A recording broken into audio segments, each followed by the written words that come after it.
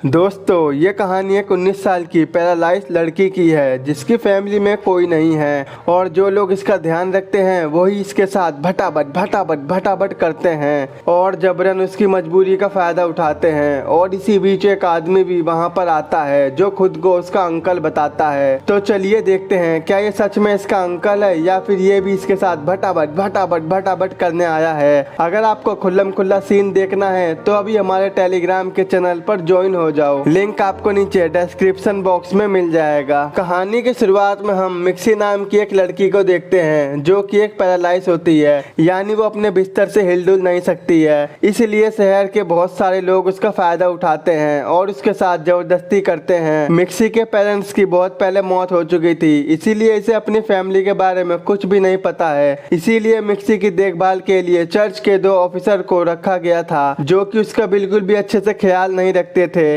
उनमें से एक का नाम किम और दूसरे का नाम जाइन होता है। जाइन अपनी लाइफ से बहुत परेशान है, इसीलिए वो अपना सारा गुस्सा मिक्सी पर उतारती है। वो उसे टाइम पर खाना नहीं देती और उसको बार बार टॉर्चर करती है। वहीं दूसरी ओर किम मिक्सी की देखभाल करने के बहाने उसे गंदी नजरों से देखता है और उसे बार बार छूने की कोशिश करता है, यानी वो भटाभट करना चाहता है। इसी वजह से मिक्सी बहुत परेशान रहती है क्योंकि वो पैरालाइज है और वो खुद को मार भी नहीं सकती और उनका टॉर्चर सहती रहती है। एक दिन चर्च का सीनियर ऑफिसर मिक्सी के घर आता है और वो उन दोनों को मिक्सी का अच्छे से ख्याल रखने को कहता है और वो वहां से चला जाता है। ऐसे ही थोड़े दिन बीत जाते हैं। एक दिन एक अनजान आदमी मिक्सी के घर पर आता है जो कि उसका अंकल होता है और अभी अभी वो जेल से रिहा होकर आया है। अब ये भी मिक्सी के साथ यहीं पर रहने लगता है। दरअसल ये अपनी छोटी उम्र में ही घर से भाग गया था, लेकिन जब ये वापस आता है तो इसे पता चलता है कि मिक्सी के पापा और दादाजी की मौत हो चुकी है। इसके बाद मिक्सी और उसकी मॉम अकेले रह रही थी। वहीं जेल से आने के बाद अंकल को ये बात समझ आ जाती है कि मिक्सी के साथ यहाँ पर क्या क्या हो रहा है। वो मिक्सी को इन सभी से बचाता है और उसका अच्छे से ख्याल रखता है।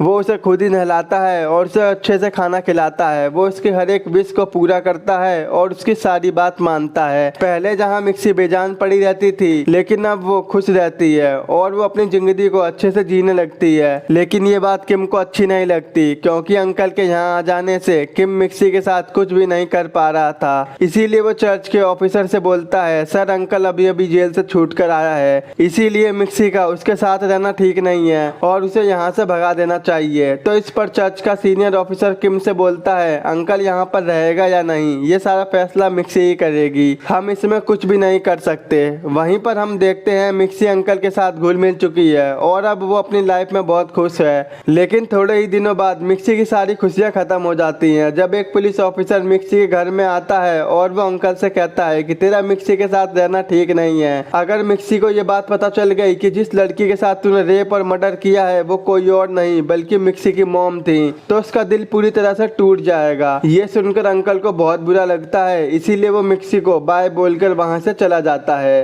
अंकल के जाने के बाद मिक्सी को बहुत बुरा लगता है और वो चिल्ला चिल्ला के रोने लगती है और उसकी जिंदगी पहले की तरह फिर से नरक हो जाती है। एक दिन रात में चर्च का बड़ा ऑफिसर मिक्सी के पास आता है और वो मिक्सी को उसकी फैमिली की हिस्ट्री के बारे में बताने लगता है। वो मिक्सी को बताता है कि मैं तुम्हारी माँ से पहले प्यार करता था, तुम्हारी पिता की मौत के बाद मैं तुम्हारी माँ से बात करना चाहता था, लेकिन तभी तुम्हारा अंकल वापस आ जाता है और वो तुम दोनों की देखभाल करने लगता है। ये सब देखकर मुझे बहुत बुरा लगा। इसके बाद मैंने सारे शहर में ये बात फैला दी थी कि तुम्हारी माँ बहुत गंदी औरत है और वो अंकल के साथ साथ ना जाने कितने मर्दों के साथ संबंध रखती है। ये सब सुनने के बाद शहर के सारे लोग तुम्हारी माँ को गंदी नजरों से देखने लगते हैं और उसके साथ जबरदस्ती करने लगते हैं। एक दिन शहर के सारे लोग मिक्सी की मॉम के घर पर आ जाते हैं और उसके साथ जबरदस्ती करने लगते हैं। अब अंकल को ये बात समझ में आ जाती है कि अब ये सब नहीं रुकने वाला और ऐसा ये लोग हमेशा करते रहेंगे, इसीलिए वो मिक्सी की माँ को ही मार देता है। इसके बाद उसे जेल हो जाती है। वहीं पर सीनियर ऑफिसर मिक्सी से ये भी कहता है कि वो उसकी देखभाल इसलिए कर रहा है क्योंकि वो अपनी मॉम की तरह दिखती है। वो उसकी माँ को नहीं पा सका, लेकिन वो मिक्सी को पाना चाहता है। जो पुलिस ऑफिसर यहाँ पर अंकल को धमकी देने आया था उसे चर्च के ऑफिसर ने ही यहाँ पर भेजा था ताकि अंकल यहाँ से चला जाए और मिक्सी उसकी हो जाए। ये सब बोलकर वो ऑफिसर मिक्सी के साथ जबरदस्ती करने वाला होता है और अपने कपड़ों को उतारने लगता है, लेकिन तभी वहाँ पर अंकल आ जाता है और अंकल उस ऑफिसर को मार देता है। इसके बाद रात में ये दोनों डिसाइड करते हैं कि जिन लोगों ने भी मिक्सी के साथ गलत किया है वो उन सभी को मार देंगे।